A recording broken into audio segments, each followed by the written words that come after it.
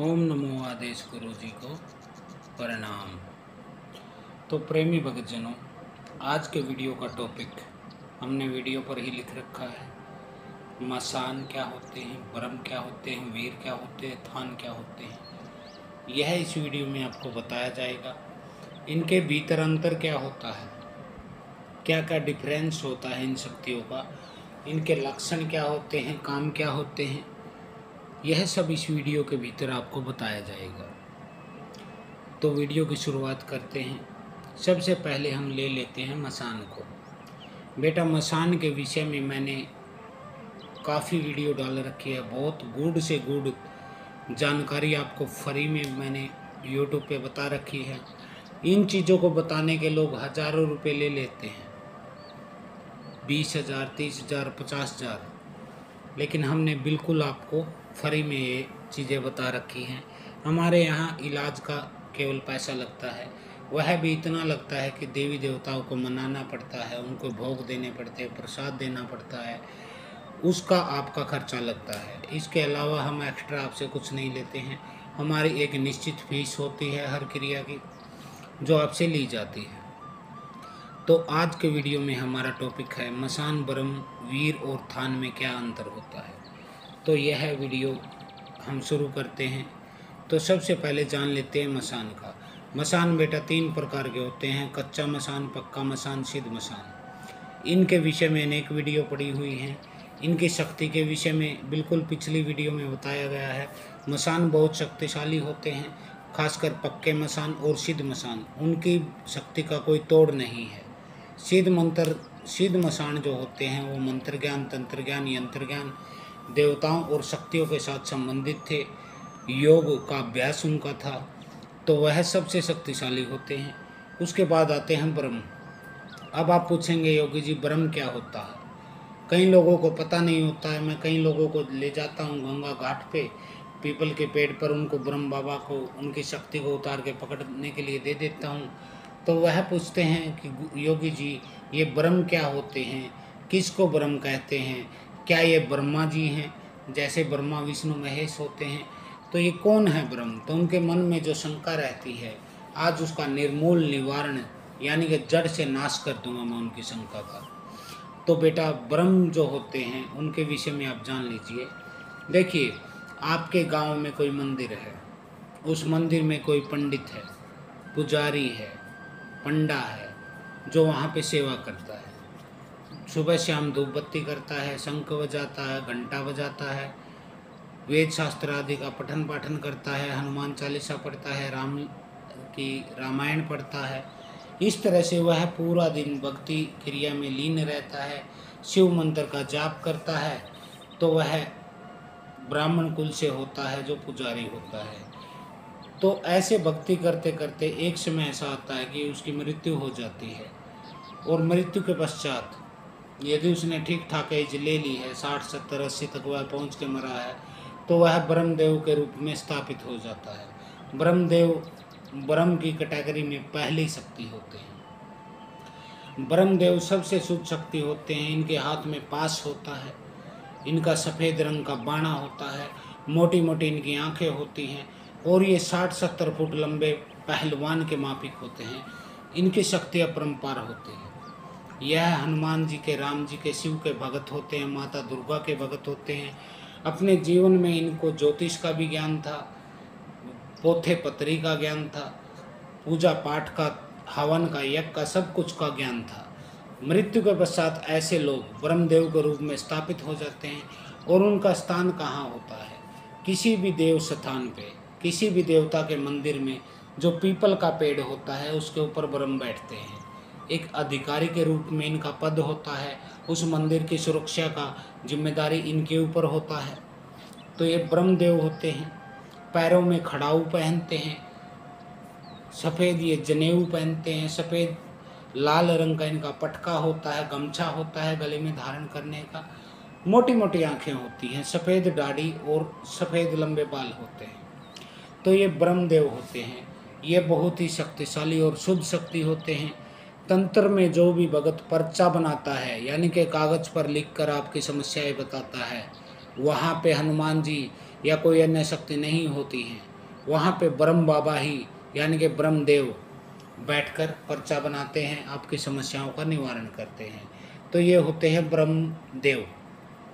इसके बाद आते हैं ब्रह्म बाबा।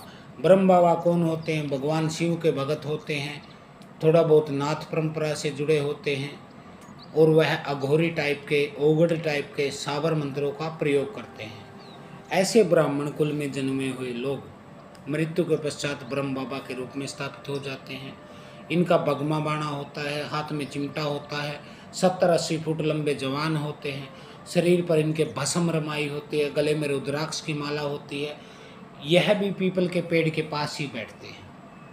किसी भी साधु की, संत की जो समाधि होती है, कोई देवस्थान होता है, कोई धाम होता है, वहाँ इनका पहरा होता है, यह रहते हैं। यह भी तंत्र काट करने में सक्षम होते हैं, माहिर होते हैं। इनकी सिद्धि करके यदि कोई गद्दी दरबार चलाता है तो इन जितना पूछा सच्चा कोई दे नहीं सकता है। माता के दरबार लगते हैं, वहाँ भी आपको कुछ चीज़ें झूठी मिल सकती हैं, लेकिन ब्रह्म बाबा जो होते हैं ये आपकी जेब में रखे हुए नोट का नंबर भी बता देते हैं, सट्टा नंबर भी दे देते हैं। ये होते हैं ब्रह्म बाबा। इसके बाद आते हैं ब्रह्म, जो दोगले ब्रह्म होते हैं। दोगले ब्रह्म कहिए, जैसे किसी ब्राह्मण ने किसी अन्य स्त्री से, किसी जाति की संभोग किया और वह संतान पैदा हो गई, बाद में समाज के डर से उस संतान को मार दिया गया। या फिर कोई ब्राह्मण की स्त्री है, अन्य पुरुष के साथ संभोग करती है, अन्य जाति के, बच्चा ठहर जाता है और उसको मार दिया जाता है समाज के डर से, तो वह क्या बनता है? वह बनता है दोगला ब्रह्म। दोगला ब्रह्म बहुत ही दुष्ट प्रवृत्ति का होता है।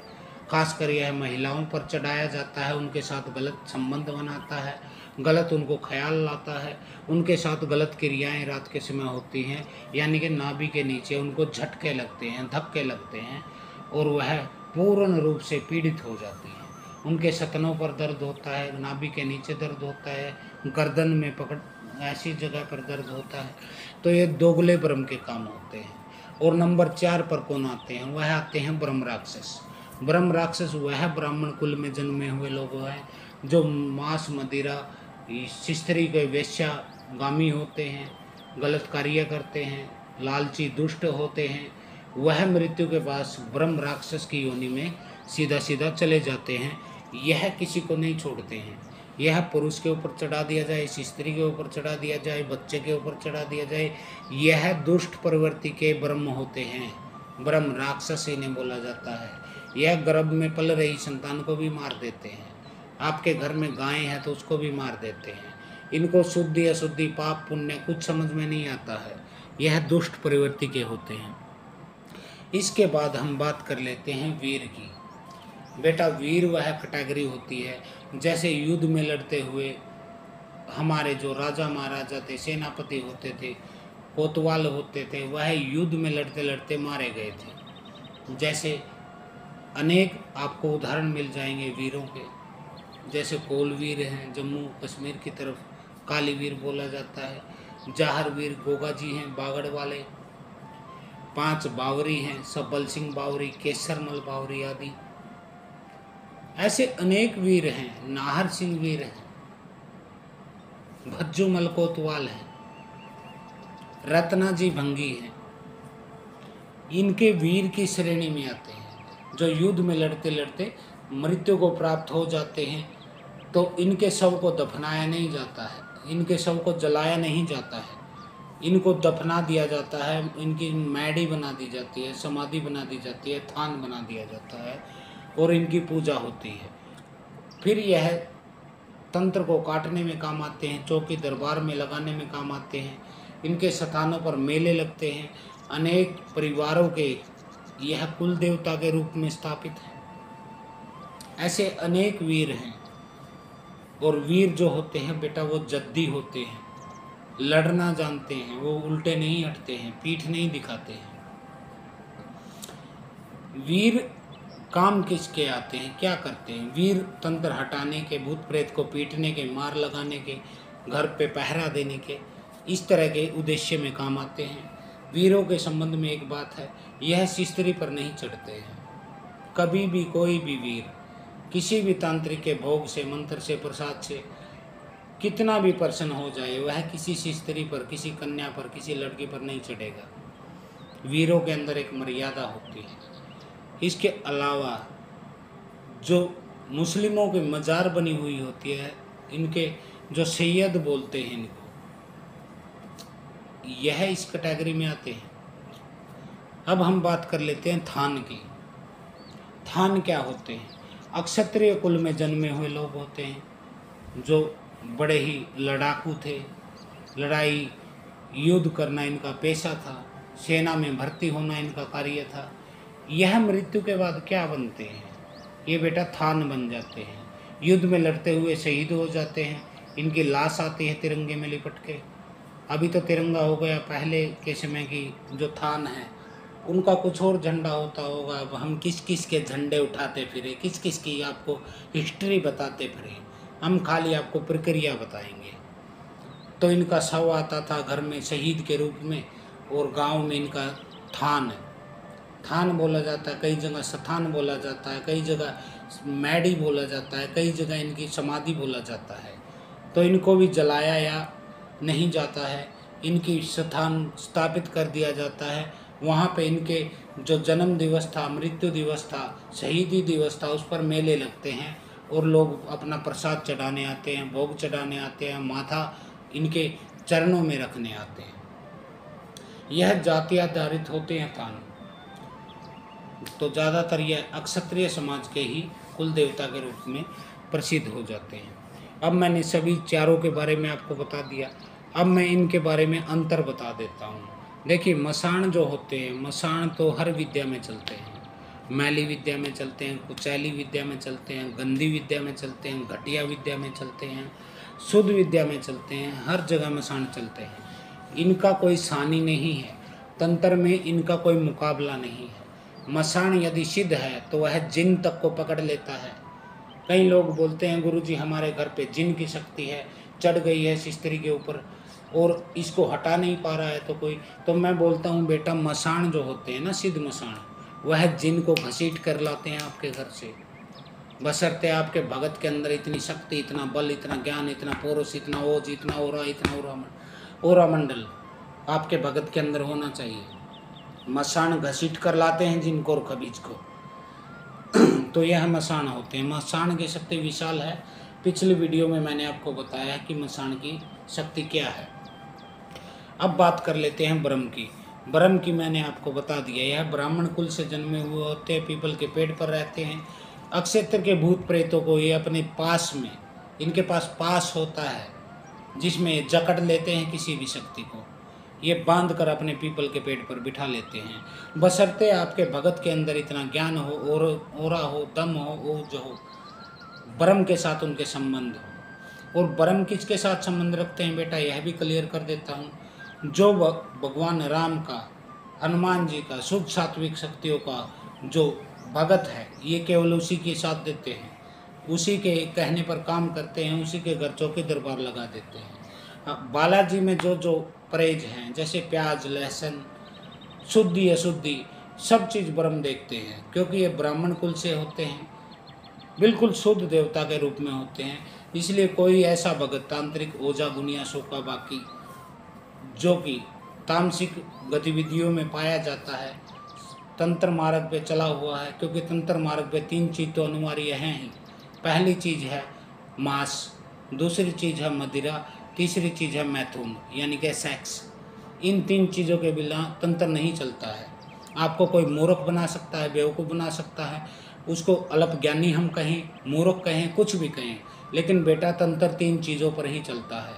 3 मकार होते हैं, मांस, मदिरा, मैथुन और मंत्र, 5वीं मछली। 5 मकार पर तंत्र चलता है। इनके बिना तंत्र चलता ही नहीं है,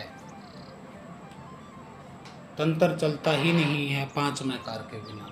एक बार फिर से नाम बता देता हूँ, मांस, मदिरा, मछली, मैथुन, मंत्र, तो इनके द्वारा तंत्र चलता है। तो ऐसा कोई भगत है जो तामसिक भोग देता है, तामसिक देवी देवताओं की, जैसे कि मसाणी की सिद्धि है, जिसके घर में इनके लिए भोग लगता है, किसी की कुल देवी ऐसी हैं जहाँ पे बकरा, मुर्गा, सूअर आदि चढ़ाए जाते हैं। तो ऐसे भगत ब्रह्म बाबा के बारे में सिद्ध करने की न सोचें। ब्रह्म बाबा शुद्ध शक्ति हैं, आपको पटक देंगे। तो ब्रह्म चलते हैं खाली शुद्ध में, सात्विक में, यह ऐसे वैसे मामलों में नहीं चलते हैं। इसके बाद आते हैं वीर। वीर जो होते हैं, यदि आपने वीर सिद्ध कर रखा है, आपके पास किसी वीर की शक्ति है, तो फिर आप क्या कर सकते हैं। मैं आपकी लिमिट बता देता हूँ, आपकी शक्ति बता देता हूँ। आपके अंदर किसी भी प्रकार के वीर की शक्ति है, सिद्धि है, जाहर वीर की है, नाहर वीर की है, काली वीर की है, कोल वीर की है, किसी भी अन्य वीर की आपके पास शक्ति है, तो बेटा वीर क्या करते हैं। वीर आपके बुलावे पर आपकी सवारी हाजिरी दे देते हैं, भूत प्रेत को पीट देते हैं, भगा देते हैं। लेकिन वीरों में एक कमी होती है, वीर भूत प्रेत को बांधते नहीं हैं, पकड़ते नहीं हैं, अपने धाम पर बांध कर नहीं बैठते हैं। ये खाली उसको एक बार आएंगे, पीट देंगे, मार लगाएंगे और वह भाग जाएगा। 10 दिन बाद फिर से वो आपके ऊपर चढ़ जाएगा। वीर आपके घर का पहरा नहीं देते हैं, क्योंकि जिन्होंने अपने जीवन को शहीद के रूप में काटा है, लड़ते लड़ते मरे हैं, वो कोई टठपुंजिया देवता नहीं है कि आपके घर पे बैठ के, दरवाजे पर बैठ के वह चौकीदारा करेंगे। वो कोई सिक्योरिटी गार्ड नहीं होते हैं, वीर वीर होते हैं। तो यह तंत्र में अनिवार्य है। वीर किसी भी भूत प्रेत को, जिन मसान को, चुड़ैल को, डायन को, डाकनी, हकनी, शाकनी, लाकनी, बेताल, कोई पीर, किसी को भी पकड़ता नहीं है, खाली मार लगा के छोड़ देता है। 4 दिन बाद आपके पास फिर से वह शक्ति वापस लौट जाती है।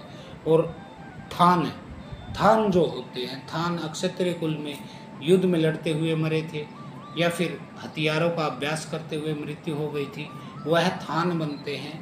थान भी ऐसा ही करते हैं। ये भूत प्रेतों को पकड़ते नहीं हैं, 30% तो कम से कम पकड़ते नहीं हैं। हाँ, कुछ थान हैं जो भूत प्रेतों को बांध कर बिठा लेते हैं, अपनी गैंग में, यानी अपने ग्रुप में, अपने संगठन में उनको शामिल कर लेते हैं, उनकी शुद्धि कर देते हैं, मलिनता हटा के अपने साथ मिला लेते हैं, जिससे उनकी सेना की संख्या बढ़ती जाती है। और ऐसे लोग थान होते हैं। उनकी सिद्धि यदि आपके पास है तो आप 70 से 75% तक तंत्र काट कर सकते हैं। वह भूत प्रेत को पीट भी देते हैं, उसको पकड़ भी लेते हैं, 6 महीने साल बंधन में भी रख लेते हैं, लेकिन उसके बाद छोड़ देते हैं। उनका सिर्फ एक रूल होता है, आप जब तक भोग देते रहे वो प्रेत को पकड़े रहेंगे। 6 महीने में भोग दे दिया, वो पकड़े रहेंगे। आप साल 2 साल भूल गए, वो प्रेत को छोड़ देते हैं, वह फिर से आपके ऊपर आकर चढ़ जाते हैं। अब हम बात कर लेते हैं इनमें सबसे ज़्यादा शक्तिशाली कौन होते हैं। तो बेटा 2 दृष्टि हैं इसके विषय में मेरी, तो शक्ति के विषय में 2 हैं। देखिए, वीर भी कम शक्तिशाली नहीं होते हैं, वह हर प्रकार के भूत प्रेत, जिन, मसान, ब्रह्म, हर चीज़ को वीर हरा सकते हैं। लड़के मार पिटाई करके उनको हरा सकते हैं, लेकिन उनके पास कोई अपनी जेल खाना नहीं होता है, कोई सेंट्रल जेल नहीं होती है जहाँ पे वह शक्ति को कैद कर सकें। इसलिए उनकी शक्ति तो है, लेकिन आपके काम नहीं आएगी। आपके काम आएगी एक बार, 15 दिन, 20 दिन, महीना आपको आराम मिल जाएगा। फिर वीर चले जाते हैं, भूत फिर वापस लौट आता है। थान कुछ दिन तक बंधन में रखते हैं, 6 महीने, साल आपको लाभ मिलेगा, 3 महीने मिलेगा। थान भी छोड़ देते हैं, भोग प्रसाद जब तक पहुंचेगा। जैसे कि हफ्ता वसूली बोलते हैं जिसको, आप हफ्ता देता रहिए, चौथ देता रहिए, टैक्स देते रहिए, काम करते रहेंगे। जिस दिन आपने हफ्ता वसूली बंद कर दी, हफ्ता देना बंद कर दिया, यह गुंडों को, यानी कि प्रेतों को आपके घर में छोड़ देते हैं वापिस। इनको कोई लेना देना नहीं है आपसे। मसान के बारे में, मसान ऐसी शक्ति है जो भूत प्रेत को पकड़ भी सकता है, पीट भी सकता है, बांध भी सकता है। अपनी जो इनका स्थान होता है वहाँ पे बांध के भी रख सकते हैं, घाट पे भी बांध के रख सकते हैं। मसान के पास पूरी पावर होती है। वह यदि आपके घर में 7 प्रेत हैं, 8 प्रेत हैं, तो सभी को मसान घसीट कर ले जाएगा और अपने स्थान पर बांध लेगा, या फिर घाट पे बांध लेगा। मसान छोड़ते नहीं हैं। ये साल में एक बार भोग लेते हैं खाली आपसे, उसके बाद पूरा साल आप निश्चिंत होकर सोइए, कोई भी भूत प्रेत जिन मसान आपके घर में नहीं आ सकता है। और फिर एक बात और स्पष्ट कर देना चाहता हूँ मैं, यदि आप कोई साधक हैं, कोई सिद्ध हैं, कोई पूजा पाठ करते हैं, आप तंत्र चौकी लगाते हैं, कोई दरबार लगाते हैं, तो इनमें आपके लिए कौन सी शक्ति बेस्ट है? बेटा देखिए, सबके अलग अलग जो है काम होते हैं। मेरे हिसाब से मसान आपके लिए बेस्ट है, क्योंकि मसान एक ऐसी क्रिया है जो यदि किसी तांत्रिक ने आपके ऊपर अटैक किया है तो मसान खाली उस चीज़ को रोकते नहीं हैं, पलटवार भी कर देते हैं।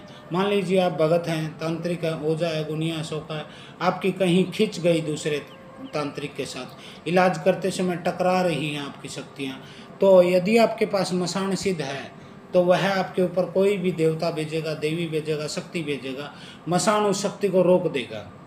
आपको कहने की ज़रूरत नहीं है, प्रार्थना करने की ज़रूरत नहीं है, उसको बोलने की ज़रूरत नहीं है, वो चौकन्ने रहते हैं ऑटोमेटिक। जैसे एक राडार होता है जो दूर से ही बता देता है कि क्या चीज़ आ रही है, मसान में वो पावर होती है, वह दूर से ही देख लेगा कि आपको मारने के लिए मरगट काली आ रही है, कोई भी आ रहा, तुरंत ये रोक देते हैं उसको और पलटवार कर देते हैं। क्योंकि इनको मंत्र का ज्ञान, तंत्र का ज्ञान, सिद्धि का ज्ञान, देवताओं के साथ इनके संबंध अच्छे, यह तुरंत उस चीज़ को पलट देते हैं आपके दुश्मन के ऊपर। और सुबह पता चलता है कि भेजा था आपको मारने के लिए, सुबह लाश उसकी मिलती है। मसान की ये शक्ति होती है। ब्रह्म जो होते हैं, ब्रह्म सीधा सीधा अटैक नहीं करते हैं किसी के ऊपर। यदि ब्रह्म आपके साथ हैं तो सुरक्षा के लिए आपको किसी मसान को ही रखना होगा, या माता काली को, भैरव को, किसी अन्य देवता को रखना पड़ेगा। ब्रह्म आपकी रक्षा नहीं कर पाएंगे। पहली बात, ब्रह्म क्यों नहीं रक्षा कर पाएंगे? ब्रह्म एक पंडित थे, मृत्यु से पहले एक पुजारी थे। वह अपने देवताओं की पूजा पाठ करते थे, ज्योतिष का कार्य करते थे, मंत्र जाप करते थे, अपना जो भी पाठ थे उनके, वेदों के करते हों, गायत्री के करते हों, एनिमल वह करते थे। तो मृत्यु के पश्चात भी उनका यही रूटीन होता है। सुबह सुबह वो जाते हैं गंगा स्नान को, वहाँ बैठ के जप करते हैं, फिर जाते हैं बालाजी को, वहाँ पे उनकी पूजा आराधना करते हैं, उनकी सेवा करते हैं। तो उनके पास समय नहीं होता है आपके लिए। वो आपको एक निश्चित समय दे देते हैं कि भाई हफ्ते में हम 2 घंटे मिलेंगे, 3 घंटे मिलेंगे, 4 घंटे मिलेंगे, एक दिन निश्चित कर देते हैं आपका। उस दिन वो आते हैं और आपके कष्टों का निवारण करते हैं। आपके संगत जो आती है, भीड़ जो आती है, पीड़ित मरीज आते हैं, उनका वह एक समय निर्धारित कर देते हैं, किसी एक दिन आइए, शनिवार आइए, मंगलवार आइए। तो ये ब्रह्म होते हैं। ब्रह्म पलटवार नहीं करते हैं। यदि आपके ऊपर किसी तांत्रिक ने, या फिर आपके ही फैमिली के चाचा ताऊ कोई साधक है या फिर तांत्रिक के पास जाता है, उसने कोई क्रिया भेज दी, तो ब्रह्म नहीं रोकेंगे उसको। क्योंकि ब्रह्म का जो समय होता है, जो उनकी टाइमिंग होती है, बुद्धि होती है, वह अपने परमात्मा यानी कि हनुमान जी की, या राम जी की, या शिव की, या दुर्गा की, वह पूजा में लगाए रखते हैं। सुबह शाम तो वो मिलते ही नहीं हैं। आप न माथा रगड़ लेना, सर फोड़ लेना टकरा टकरा के, ब्रह्म नहीं आएंगे उस समय। क्योंकि पूजा के दोनों समय, संध्या समय और सुबह का समय, वह अपने इष्ट के मंदिर में रहते हैं। तो ब्रह्म में थोड़ी सी ये रुकावट है, आपकी मदद नहीं करते, न ही ये पलटवार करते हैं। ये हफ्ते में एक दिन आपका काम करने आएंगे, उसके बाद आपकी छुट्टी। अब आते हैं थान। थान बेटा भोग पर चलने वाली शक्ति है। इसको आप जैसे भोग देंगे यह आएंगे। दिन में 7 बार भोग देंगे तो 7 बार आएंगे, 7 बार आपका काम करेंगे। 6 महीने तक इनकी लिमिट होती है, पावर होती है। थान में भी वो शक्ति होती है कि यह भूत प्रेत, जिन, चुड़ैल, मसान, डायन, डाकनी, हाकनी, साकनी, लाकनी, कोई बेताल, कोई पीर, कोई ब्रह्म राक्षस, इनको ये पीट भी देते हैं और बांध भी लेते हैं, लेकिन बांधते हैं कुछ समय के लिए। तो आज मैंने आपको चारों शक्तियों के बारे में बताया। चारों शक्तियाँ के अलग अलग महत्व हैं, अलग अलग शक्तियाँ हैं, अलग अलग कार्य प्रक्रियाएँ हैं इनकी। तो ये चारों कार्य कर सकते हैं। और आप यदि तंत्र की दुनिया में जाना चाहते हैं तो यह वीडियो आपके लिए सर्वोत्तम है। आप इससे हिसाब लगा सकते हैं कि आपको मसान की सिद्धि करनी चाहिए, या कोई ब्रह्म की सिद्धि करनी चाहिए, वीर की सिद्धि करनी चाहिए, या थान की करनी चाहिए। देखिए, मसान तंत्र काट में सबसे बेस्ट है। ब्रह्म पूछा देने में, पर्चा बनाने में बेस्ट है। वीर मार पिटाई कुटाई उसमें बेस्ट है। और थान पीट कर पकड़ कर ले जाने में बेस्ट है। तो चारों के अलग अलग कार्य हैं। कई भगत ऐसे होते हैं जो बहुत ही शक्तिशाली होते हैं, ऊर्जावान होते हैं, जिनका अभ्यास बहुत होता है, उनके गुरु की शक्ति बहुत होती है। ऐसे लोग इन चारों को भी सिद्ध करके रखते हैं, लेकिन इसके लिए लगभग आपके जीवन के 30 से 35 साल लग जाएंगे चारों की शक्ति को प्राप्त करने के लिए। इतनी साधना, इतने अभ्यास होंगे। मसान को घाट से सिद्ध करना पड़ेगा, ब्रह्म बाबा को पीपल के पेड़ से सिद्ध करना पड़ेगा, वीर को आपको उसके धाम से सिद्ध करना पड़ेगा, थान को आपको उसके स्थान से या कि जहाँ उनकी समाधि बनी वहाँ से सिद्ध करना पड़ता है। अलग अलग टाइमिंग होती है, इनके अलग अलग मंत्र होते हैं, अलग अलग भोग होते हैं, अलग अलग प्रक्रियाएँ होती हैं, सबके अलग अलग प्रक्रियाएँ होती हैं। इसलिए इनको सिद्ध करने में आपके जीवन के 30 से 35 साल लग जाते हैं। लेकिन यदि आपके गुरु समर्थ हैं, सिद्धिवान हैं, सिद्धिदात्रा हैं, जैसे कि हमारे गुरु योगी मंगलनाथ जी हिमालय के संत हैं, हिमालय पर ही रहते हैं, केदारनाथ के रास्ते पर वो किसी किसी को दिख जाते हैं जो भाग्यशाली होता है। वैसे वो किसी से मिलते नहीं हैं, न ही उन्हें ज़रूरत है, वो मुक्ति के मार्ग पर चल रहे हैं। उनके पास मसान की भी सिद्धि है, ब्रह्म की भी सिद्धि है, वीर की भी सिद्धि है, थान की भी सिद्धि है, और उनके चरणों में हमने अपना सर को झुका के पूर्ण समर्पण कर दिया, उनकी सेवा की, उनके दिल को जीत लिया। दुनिया में 3 तरह के लोग होते हैं बेटा। पहले लोग होते हैं जो आपके शरीर को छूते हैं, स्पर्श करते हैं। दूसरे प्रकार के लोग होते हैं जो आपके मन को छू लेते हैं, दिल को छू लेते हैं। और तीसरी प्रकार के जो लोग होते हैं वो आपकी आत्मा को छू लेते हैं। हमने योगी अपने गुरु मंगलनाथ जी की आत्मा को छू लिया अपनी सेवा से, अपने भाव से, अपने समर्पण से, अपनी दृढ़ इच्छा शक्ति से। और जैसे ही हमने उनकी आत्मा को छुआ, हम एक हो गए। गुरु और शिष्य के बीच जो ऊर्जा होती है, क्योंकि आत्मा सभी में एक ही है, उस परमात्मा का ही अंश है। गुरु को लगा कि यह शिष्य समर्पित है पूर्ण रूप से। मैंने भी बोल दिया था, गुरु आप दिन कहे तो दिन है, रात कहे तो रात है, आप जहाँ भेजेंगे जाएंगे। मैं एक बहुत अमीर परिवार से आता हूँ, एक राजकुमार टाइप, लेकिन मैंने योगी बाबा को बोल दिया था, झोली लेके भिक्षा मांग के लाऊंगा, जहाँ भेजेंगे वहाँ से लाऊंगा। अपनी पत्नी को माता कह के उसके हाथ से झोली में भिक्षा लेके आऊँगा, बनाऊँगा, आपको खिलाऊँगा, उसके बाद खुद खाऊँगा। पूर्ण समर्पण ये होता है बेटा। ऐसे नहीं कि मोबाइल पर आपने 2100 डाले, 5100 डाले और गुरु का दीक्षा ले ली और बन गए आप शिष्य। घंटा भी नहीं बन पाओगे ऐसे आप। समर्पण क्या होता है आपको अभी पता नहीं है। समर्पण में तू ही तू रह जाता है, मैं तो रहता ही नहीं। हमने किया है अपने जीवन में पूर्ण समर्पण गुरु के प्रति। गुरु ने उल्टा शब्द भी दे दिया, उसको भी पलट के पकड़ लिया है। जैसे वाल्मीकि ने पकड़ा था, राम राम जपते जपते मरा मरा करने लगे, और मरा मरा करते करते राम राम करने लगे।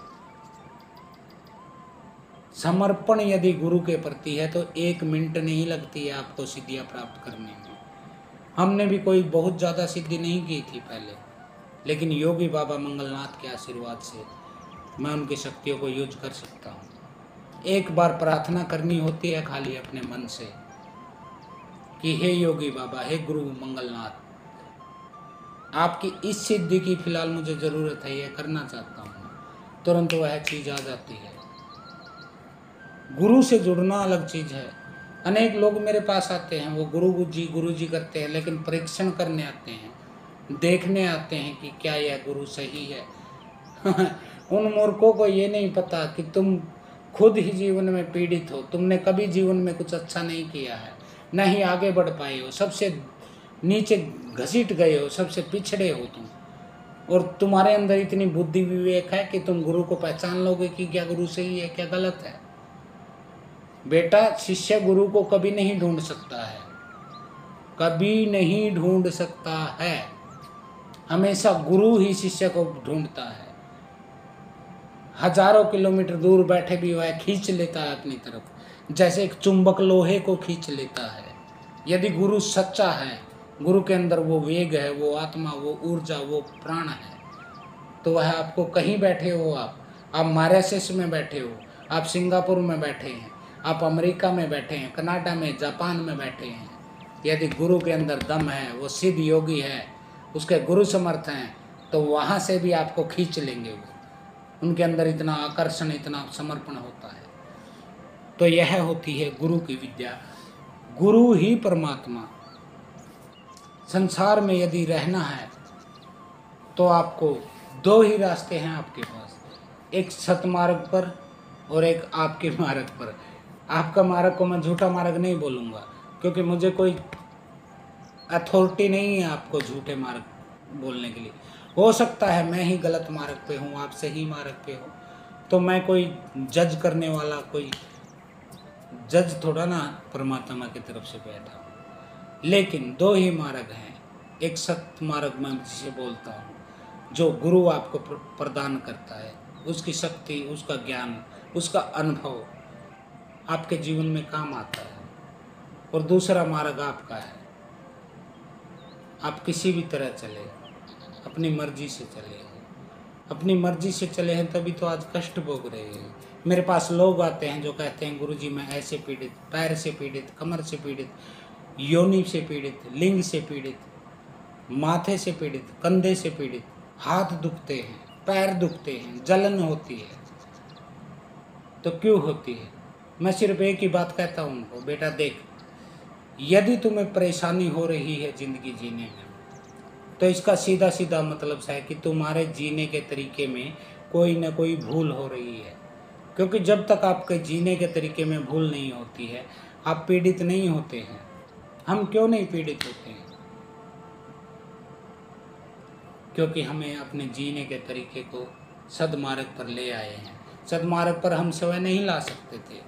यह तो प्रताप है, आशीर्वाद है उस गुरु योगी मंगलनाथ जी का, जिन्हें मैं महाअवतार मानता हूँ। मैंने ऐसे सिद्ध, ऐसे योगी देखे नहीं हैं कभी जीवन में, एक ही देखे हैं, और उनका हाथ ही सर पे टिक गया।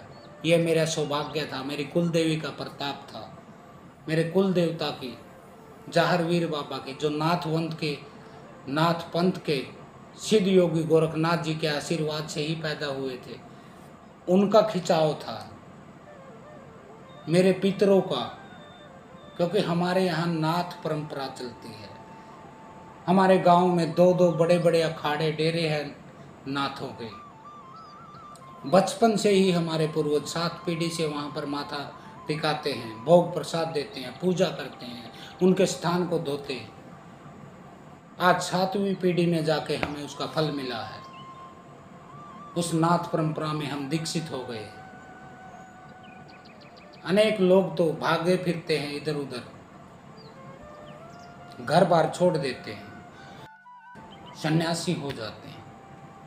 लेकिन हमें ग्रस्त में रहते हुए भी ऐसी शक्ति, ऐसा गुरु मिला जो आज लाखों लोगों के काम आ रहा है। तो आज के लिए इतना ही। हर हर महादेव, ओम काली, आदेश गुरु गोरखनाथ।